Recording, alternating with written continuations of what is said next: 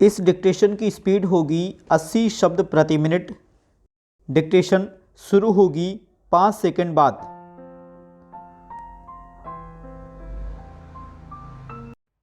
Start. अध्यक्ष महोदय, इस देश के किसान को उसकी मेहनत का उचित मूल्य मिलना चाहिए। इस बात से इनकार नहीं किया जा सकता है।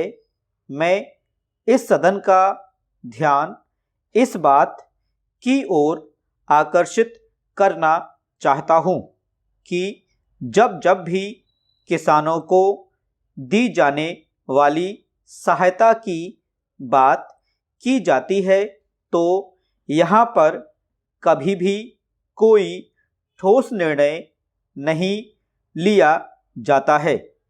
आश्वासन तो बहुत दिए जाते हैं कि हम किसानों को उनके द्वारा पैदा किए गए अनाज का उचित मूल्य देंगे, उन्हें वे सभी सुविधाएं देंगे जो शहरों में रहने वाले लोगों को मिलती है। किंतु मुझे दुख के साथ कहना पड़ता है कि इस सदन में दिए गए आश्वासनों को कभी भी पूरा नहीं किया गया है। कई बार किसानों को बाढ़ से या सूखे से बहुत नुकसान उठाना पड़ता है। उस समय सरकार की तरफ से उनको पूरी सहायता नहीं दी जाती है। एक तरफ तो किसानों को उनके द्वारा पैदा किए गए अनाज का उचित दाम भी नहीं मिलता है और दूसरी तरफ उनका बाढ़ और सूखे से बहुत नुकसान हो जाता है। ऐसी स्थिति में हमारे देश के किसानों को बहुत कष्ट उठाने पड़ते हैं। पैरा। मान्यवर, महाराष्ट्र में किसानों के आंदोलन की बात हम सुनते हैं।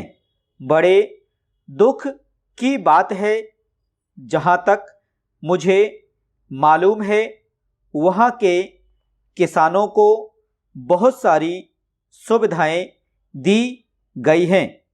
वहाँ के किसानों को दिए गए ऋण माफ़ कर दिए गए हैं, लेकिन उत्तर प्रदेश के किसानों को इस तरह की सुविधा अभी तक नहीं दी गई है।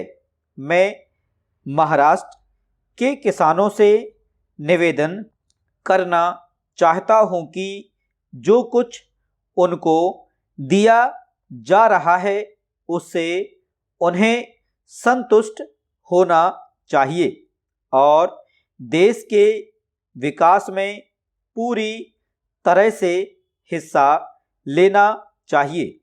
मैं कृषि मंत्री जी से भी निवेदन करना चाहता हूं कि वे देश के प्रत्येक राज्य के किसानों को दी जाने वाली सहायता के विषय में जानकारी प्राप्त करें और ऐसा उपाय निकालें जिससे कि किसी को भी यह शिकायत ना होने पाए कि अलग अलग राज्यों में अलग अलग तरीके से किसानों को सहायता दी जा रही है।